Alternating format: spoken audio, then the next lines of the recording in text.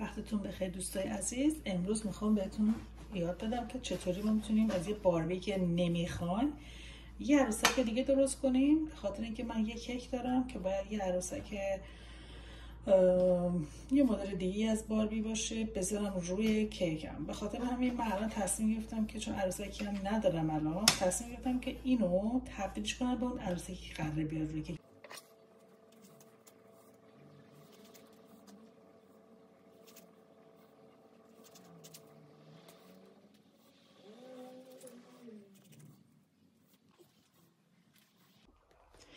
بعدش من این فوندانت رو رنگ کردم با این 3 رنگ: صورتی، زرد و قهوه‌ای روشن شکلاتی. این رنگ رو به دست آوردم.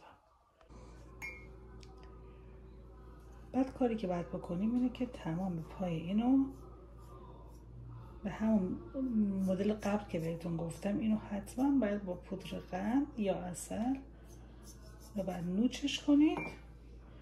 بعد این تیکه فوندانتی که درست کردیم از قبل میذاریم روش. این یکی باشن به همین شکل.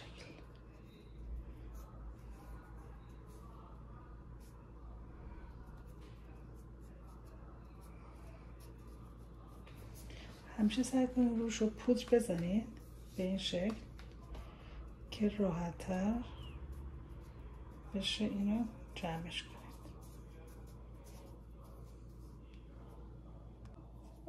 خب بعد ما گفتیم که میخوام پاشو از اینو درست کنیم دیگه، چون این خیلی قدر پاش بلنده.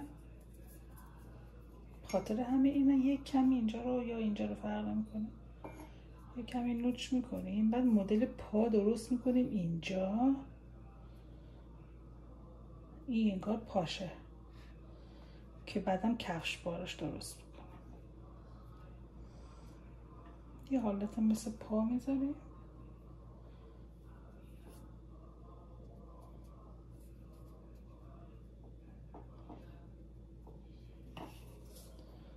میشه مثلا به این شکل، یعنی مثلا کفش میشه، این مدل کفشش میشه، چون میخوام که از اینجا باشه پاش. بعد برای دستش هم به همین شکل مثل پاهاش اینجا رو نوچ میکنید و اینو میکشید دور تا دور دستش. خیلی خوب و تمیز باید این کار انجام بدین. شما که تو خونه راحت تر میتونین انجام بدین تا من اینو قشنگ درش میپیچم بعد بهتون نشون بدم. بعد بچه ما همین سر اینو استفاده میکنیم فقط براش. وقتی که گذاشتیم رو سرش، رو این قسمت، چون ما این قسمت احتیاج داریم، اینو که میکنیم داخلی، بعد مو براش همونجوری که ایستاده هست براش مو میذاریم. این کاملا تموم شد.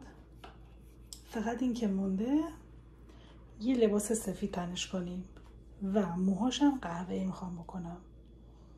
اینا میره داخل کیک و این کفش سفید براش میخوام بذارم.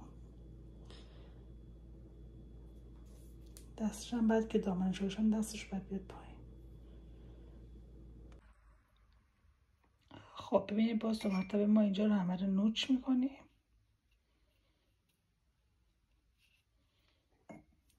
و اینو میکشیم تنش. حالا با میکشم بعد نشونتون میدم. بعد دوستان عزیز من دامنش رو با این مواد قاطی میکنم. این مواد به نام CMC که باید حتما خوب این خشک بشه، چون قراره دامنش یه کمی چیندار باشه. پس بنابراین باید اینو حتما با CMC خوب ورز بدید. بعدا باهاش دامن درست میکنیم. خب اینم از عروسک ما.